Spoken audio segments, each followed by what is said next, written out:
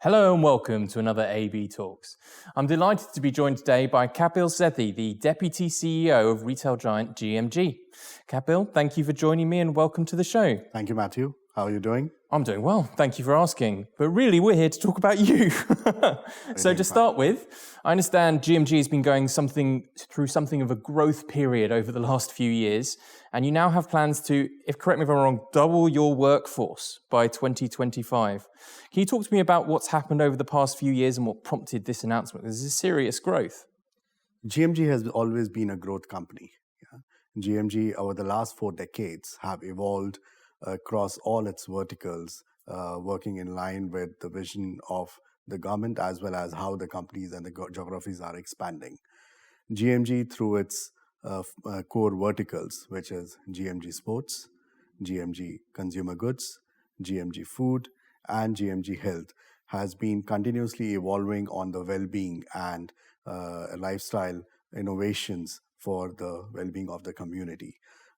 Because of the 4 decades of experience in enhancing customer experience, we are expanding across the geographies to ensure that the visions of the upcoming society as well, the changes in the society in terms of lifestyle, is being taken care of. So in terms of regional growth or growth to regions, I understand you've actually added a whole nother continent into your portfolio in Asia. Can you talk to me about that expansion, about what led you to expand into Asia? GMG, again, being a growth company, has been always looking for opportunities across the globe. Pandemic and COVID-19 pushed us to boundaries. It actually gave us also a lot of opportunities. 2020, where the business sentiment was pretty low, GMG took a bold decision in investing in Asia, and we acquired the local brand, which is the Royal Sporting House in that region. This has helped us in not only expanding our sports vertical beyond the MENA region, but also to look at the retail footprint, which is now widely available from an Asia perspective. If you look at Asia, retail is still one of the core elements in terms of growth pillars for that region. And by us acquiring Royal Sporting House, this gives not only us a much wider footprint, but also helps us in evolving the retail experience which we have gathered over the last 4 decades in MENA, to be able to practice that and put that across into the Asia region. So I want to pull out something there that you mentioned, and we'll circle back to Asia in a second, about COVID-19, right? Especially here in the Middle East and in the rest of the world, COVID-19 hits retail particularly hard. People aren't allowed to leave their houses in some cases and visit stores. How has that affected your outlook on the Middle Eastern retail landscape? Over the last couple of years, and including COVID-19, I think businesses have gone through many challenges, whether it's digitalization, whether it's COVID-19 or climate change. Yeah. But this has also been a lot of opportunity. This has created a lot of opportunities. What we have seen is, although people were stuck to their homes, but then the evolution of the e-commerce has seen a significant rise over the last couple of years. Whether you look at MENA or you look at a wider global market, I will take China as a classic example, and then we will come back to MENA. Live stream e-commerce has become so prominent in that part of the world.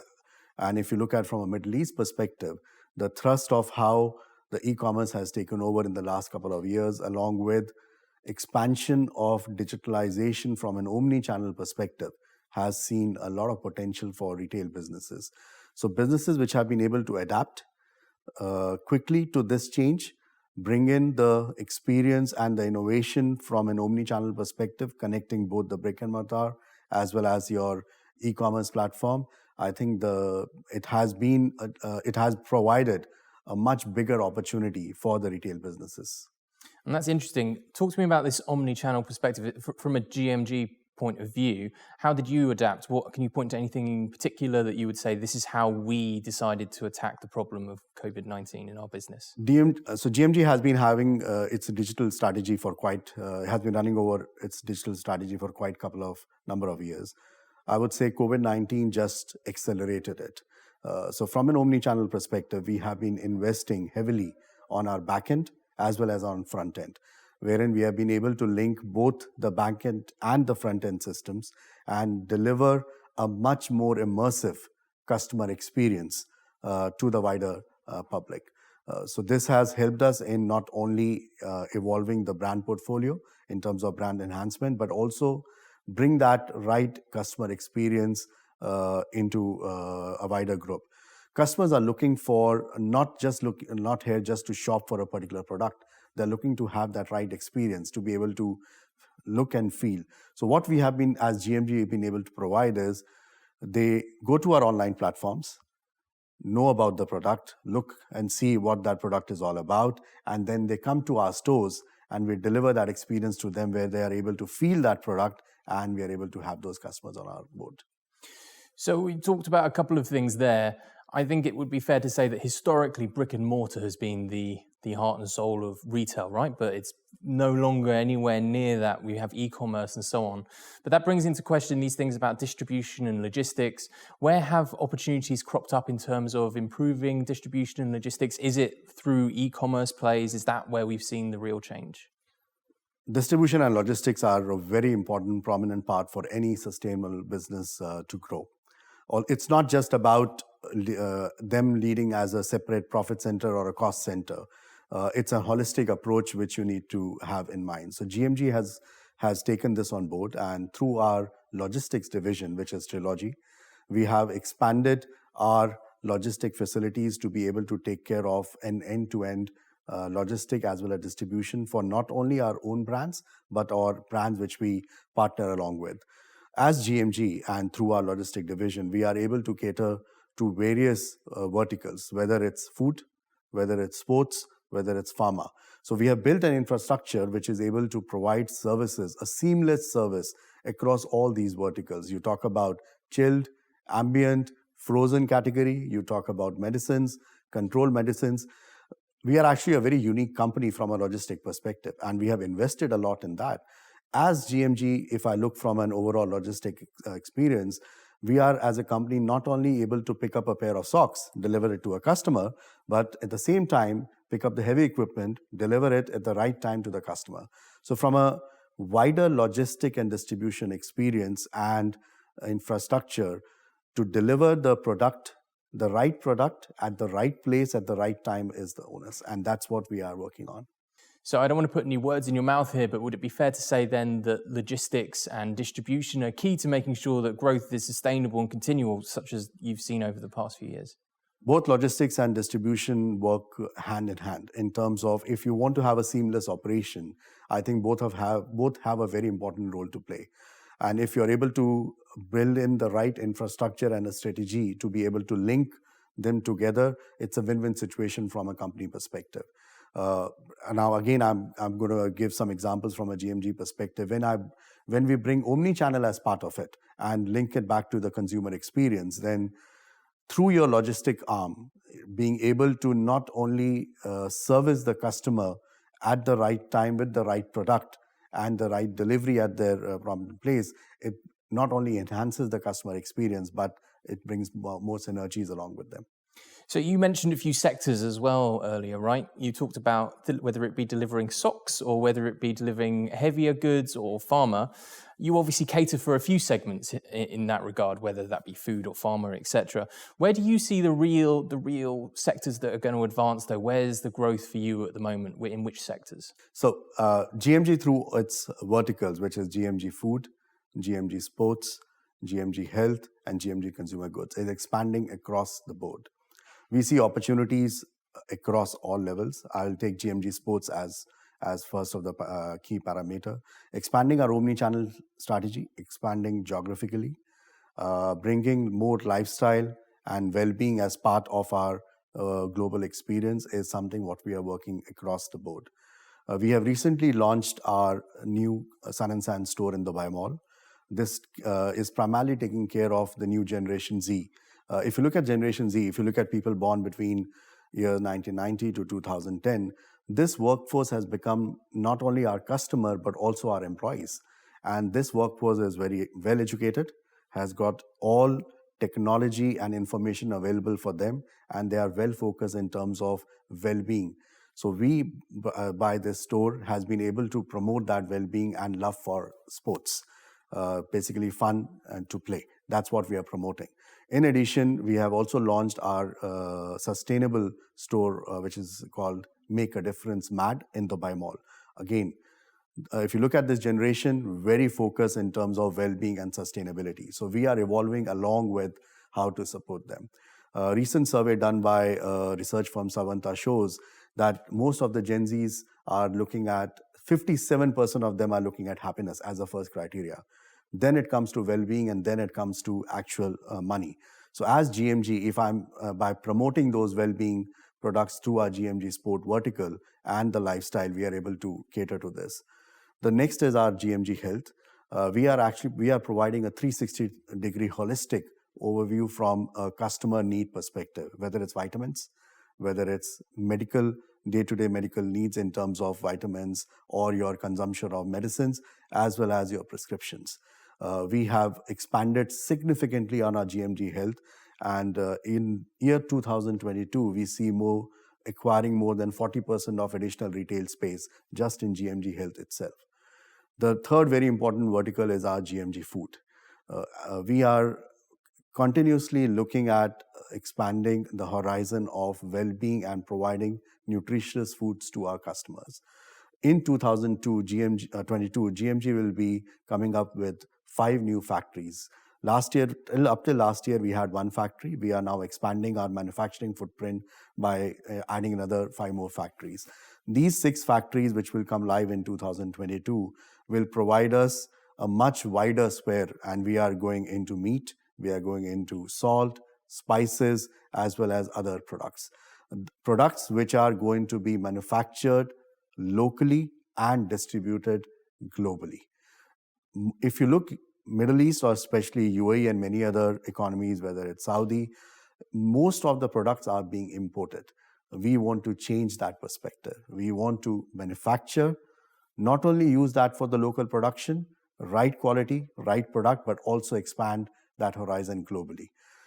Sports, I want to add one more thing. We are not only looking at from an omni-channel or working with a brand portfolio, we are also taking our own concepts globally.